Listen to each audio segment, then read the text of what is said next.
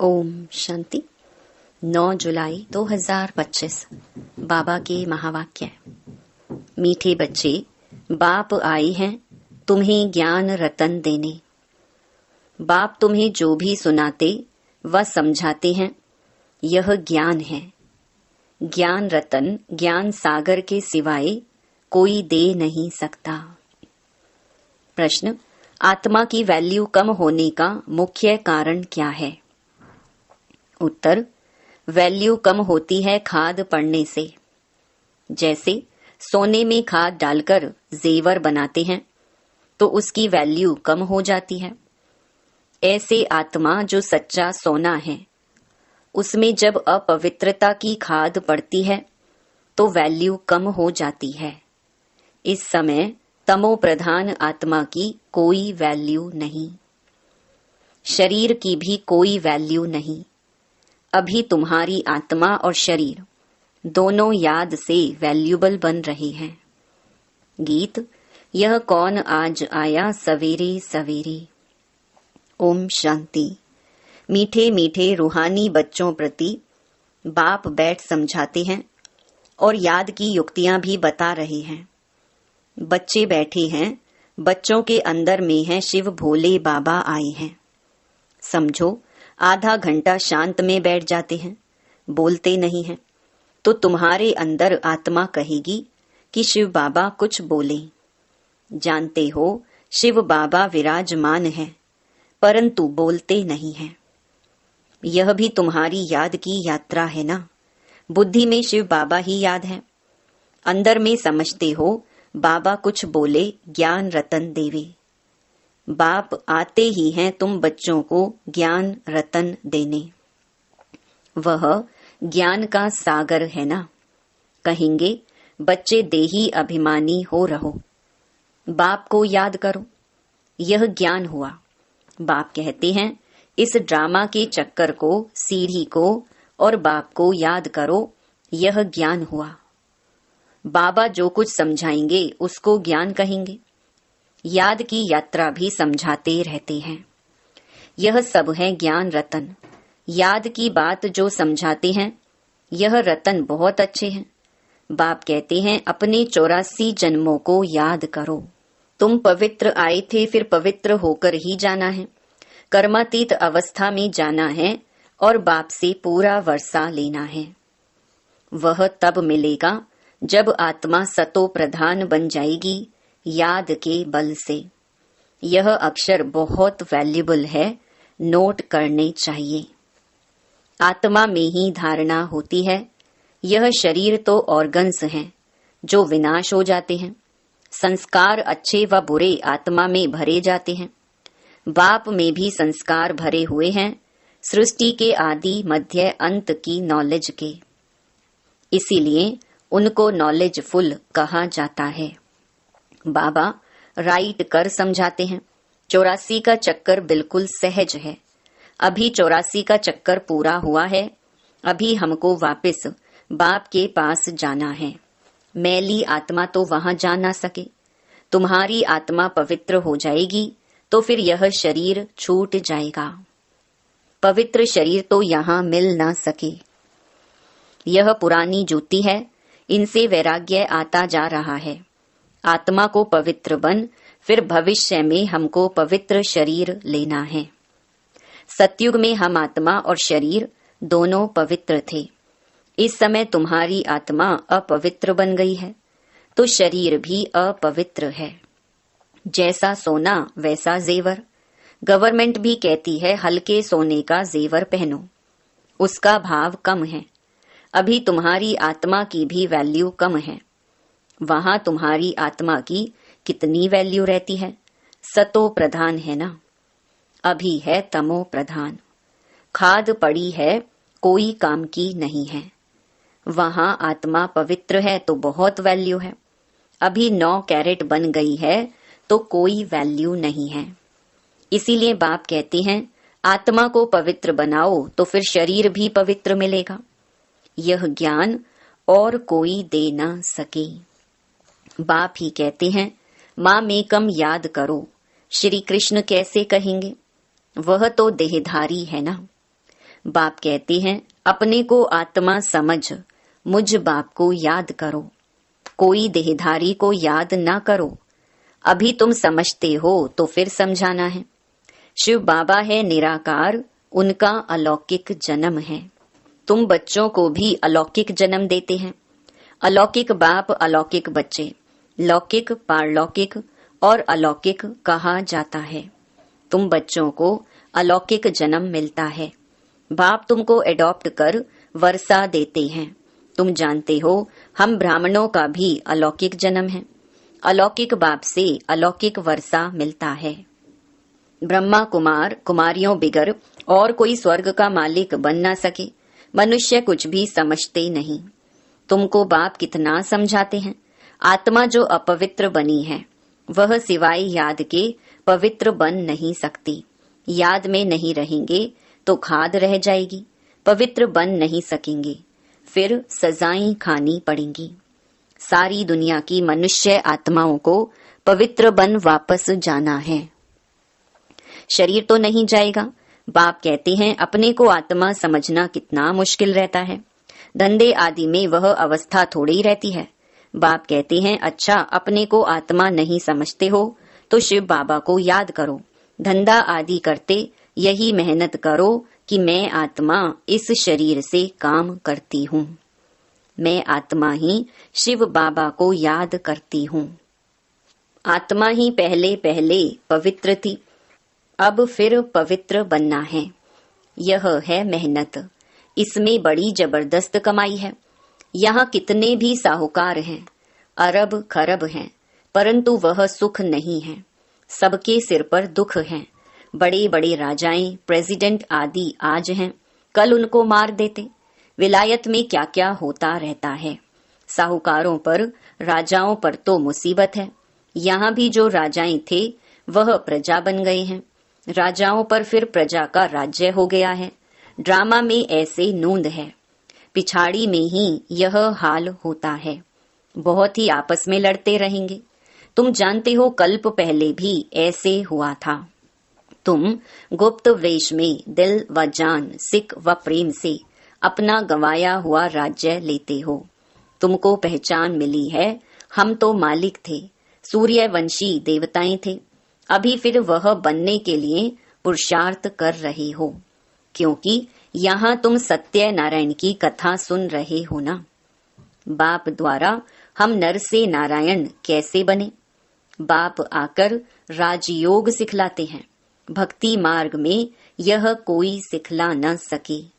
कोई भी मनुष्य को बाप, टीचर, गुरु नहीं कहेंगे। भक्ति में कितनी पुरानी कहानियां बैठ सुनाते हैं। अब तुम बच्चों को 21 जन्म विश्राम पाने के लिए पावन तो जरूर बनना पड़ी।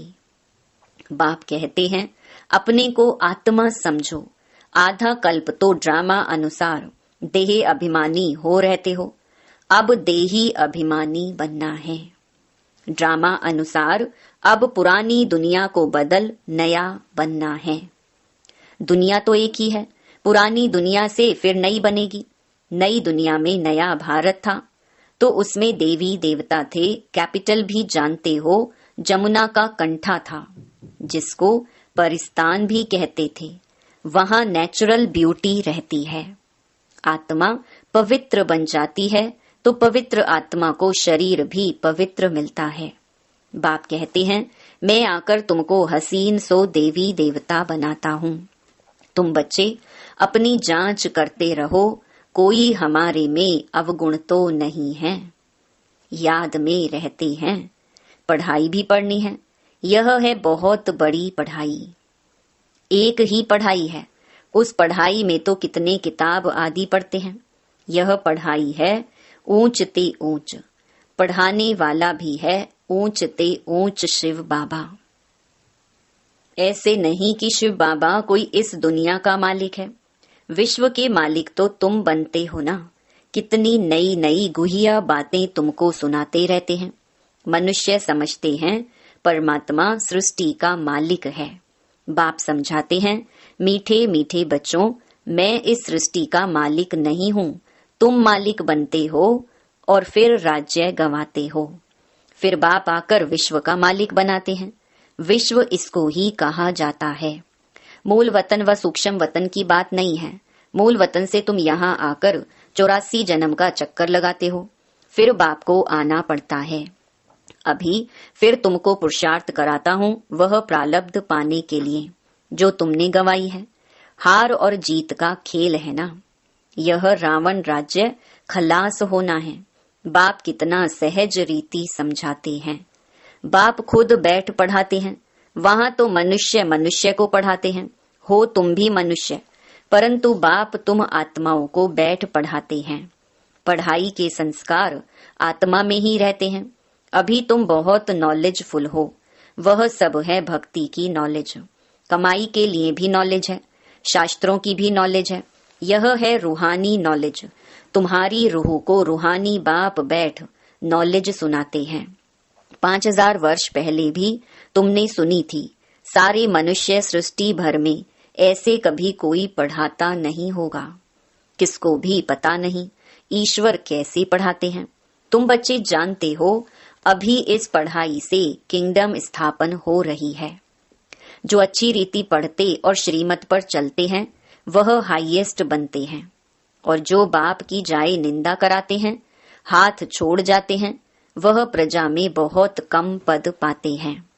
बाप तो एक ही पढ़ाई पढ़ाते हैं। पढ़ाई में कितनी मार्जिन है। डेइटी किंगडम थी ना। एक ही बाप है जो यहाँ आकर किंगडम स्थापन करते हैं। बाकी यह सब विनाश हो जाना है। बाप कहते हैं, बच्चे अब जल्दी तैयारी करो। गफलत में टाइम वेस्ट नहीं करो। याद नहीं करते हैं तो मोस्ट वैल्यूबल टाइम नुकसान होता है। शरीर निर्वाह अर्थ धंधा आदि भल करो, फिर भी हथ काढ़े दिल यार्डे। बाप कहते हैं, मुझे याद करो तो राजाई तुमको मिल जाएगी। खुदा दोस्त की कहानी भी सुनी है ना। अल्लाह अवलदीन का भी नाटक दिखाते हैं। ठका करने से खजाना निकल आया। अभी तुम बच्चे जानते हो अल्लाह तुमको ठका करने से क्या बनाते हैं। झट दिव्य दृष्टि से वैकुंठ चले जाते हो। आगे बच्चियां आपस में मिलकर बैठती थी, फिर आपे ही चली जाती थी ध्यान में, फिर जादू कह देते थे तो वह बंद कर दिया। तो ये सब बातें हैं इस समय की। हातम ताई की भी कहानी है। मुलहरा मुख में डालते थे तो माया गुम हो जाती थी, मुलहरा निकालने से माया आ जाती थी। रहस्य तो कोई समझ ना सके।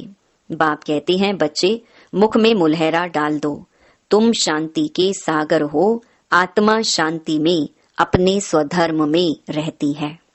सतयुग में भी जानते हैं कि हम आत्मा हैं।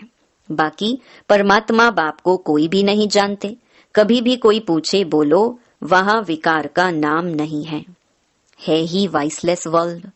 5 विकार वहां होते ही नहीं। देह अभिमान ही नहीं। माया के राज्य में देह अभिमानी बनते हैं। वहां होते ही है मोह जीत। इस पुरानी दुनिया से नष्टो मोहा होना है। वैराग्य तो उनको आता है जो घर बार छोड़ते हैं। तुमको तो घर बार नहीं छोड़ना है। बाप की याद में रहते यह पुराना शरीर छोड़कर जाना है। सबका हिसाब किताब चुकतू होना है, फिर चले जाएंगे घर। यह कल्प कल्प होता है। तुम्हारी बुद्धि अभी दूर दूर ऊपर जाती है। वो लोग देखते हैं कहाँ तक सागर है, सूर्य चांद में क्या है। आगे समझते थे यह देवताएं हैं। तुम कहते हो यह तो मांडवे की बत्तियां हैं। यहाँ खेल होता है तो यह बत्तियां भी यहाँ हैं। मूल वतन सूक्ष्म वतन में यह होती नहीं। वहाँ खेल ही नहीं। यह अनादि खेल चला आता है। चक्कर फिरता रहता है, प्रलय होती नहीं। भारत तो अविनाशी खंड है, इसमें मनुष्य रहते ही हैं, जलमयी होती नहीं। पशु पक्षी आदि जो भी हैं सब होंगे। बाकी जो भी खंड हैं वह सतयुग त्रेता में रहते नहीं। तुमने जो कुछ दिव्य दृष्टि से देखा है वह फिर प्रैक्टिकल में देखेंगे। प्रैक्टिकल में तुम वैकुंठ में जाकर राज्य करेंगे, जिसके लिए पुरुषार्थ करते रहते हो। फिर भी बाप कहते हैं याद की बड़ी मेहनत है। माया याद करने नहीं देती है, बहुत प्यार से बाबा को याद करना है। अज्ञान काल में भी प्यार से बाप की महिमा करते हैं। हमारा फलाना ऐसा था, फलाने मर्तबे वाला था। अभी तुम्हारी बुद्धि में सारा सृष्टि चक्कर बैठा हुआ है, सब धर्मों की नॉलेज है। जैसे वहाँ रूहों का सिजरा है, यहाँ फिर मनुष्य सृष्टि का सिजरा है। ग्रेट ग्रेट ग्रैंडफादर ब्रह्मा है, फिर है तुम्हारी बिरादरी। सृष्टि तो चलती रहती है ना। बाप समझाते हैं, बच्चे नर से नारायण बनना है तो तुम्हारी जो कथनी है वही करनी हो। पहले अपनी अवस्था को देखना है। बाबा हम तो आपसे पूरा वर्षा लेकर ही छोड़ेंगे, तो वह चलन भी चाहिए। यह एक ही पढ़ाई है नर से नारायण बनने की। यह तुमको बाप ही पढ़ाते हैं। राजाओं का राजा तुम ही बनते हो और कोई खंड में होते नहीं। तुम पवित्र राजाएं बनते हो, फिर बिगर लाइट वाले अपवित्र राजाएं पवित्र राजाओं के मंदिर बनाकर पूजा करते हैं। अभी तुम पढ़ रही हो। स्टूडेंट टीचर को क्यों भूलते हैं? कहते हैं बाबा माया भुला देती है, दोष फिर माया पर रख देते हैं। अरे याद तो तुमको करना है। मुख्य टीचर एक ही है, बाकी और सब हैं नायब टीचर्स। बाप को भूल जाते हो, अच्छा टीचर को याद करो। तुमको 3 चांस दिए जाते हैं, एक भूले तो दूसरे को याद करो। अच्छा मीठे मीठे सिकी लधे बच्चों प्रति मात पिता बाप दादा का याद प्यार और गुड मॉर्निंग। रूहानी बाप की रूहानी बच्चों को नमस्ते। धारणा के लिए मुख्य सार। पहला, बाप से पूरा वर्षा लेने के लिए जो कथनी हो वही करनी हो, इसका पुरुषार्थ करना है, मोहजीत बनना है। दूसरा, सदा याद रहे कि हम शांति के सागर के बच्चे हैं, हमें शांति में रहना है। मुख में मुलहरा डाल लेना है, गफलत में अपना टाइम वेस्ट नहीं करना है। वरदान, संगठन रूपी किले को मजबूत बनाने वाले सर्व के स्नेही संतुष्ट आत्मा भव। संगठन की शक्ति विशेष शक्ति है। एक मत संगठन के किले को कोई भी हिला नहीं सकता, लेकिन इसका आधार है एक दो के स्नेही बन सर्व को रिगार्ड देना और स्वयं संतुष्ट रहकर सर्व को संतुष्ट करना। ना कोई डिस्टर्ब हो और ना कोई डिस्टर्ब करे। सब एक दो को शुभ भावना और शुभ कामना का सहयोग देते रहें तो यह संगठन का किला मजबूत हो जाएगा। संगठन की शक्ति ही विजय का विशेष आधार स्वरूप है। स्लोगन, जब हर कर्म यथार्थ और युक्ति युक्त हो तब कहेंगे पवित्र आत्मा। अव्यक्त इशारे, संकल्पों की शक्ति जमा कर श्रेष्ठ सेवा के निमित्त बनो। हर एक बच्चा जो स्व प्रति व सेवा के प्रति उमंगों के अच्छे अच्छे संकल्प करता है कि अभी से यह करेंगे, ऐसे करेंगे, अवश्य करेंगे, करके ही दिखाएंगे, ऐसे श्रेष्ठ संकल्प के बीज जो बोते हो, उस संकल्प को अर्थात बीज को प्रैक्टिकल में लाने की पालना करते रहो तो वह बीज फल स्वरूप बन जाएगा। अच्छा, ओम शांति।